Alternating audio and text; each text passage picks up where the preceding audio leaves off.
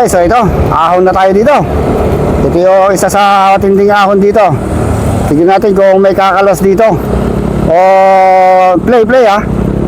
Or may aalagwa na kaya. So Andrew Delphi yung nasa harapan. Ito ang kanilang speed, 15 kilometers per hour. So hirap na umaahon. Ito ating mga rider. Samantala itong si Darius ay nakaupo lang na umaahon ha. Ito Andrew Delphi nasa harapan. Iti, naiwan na bunog. Ito na, umaagwat pa rin itong si Darius. Talagang nakaupo lang itong umaahon ha. May kakalas na kaya dito sa ating mga riders. O sila pa rin nakakapit hanggang dulo. Si Darius nasa may bandang gitna lang. Mas batang hamak ito ang nakablock na to kumpara dito sa dalawang MW player ito na talagang insayado o mga veterano.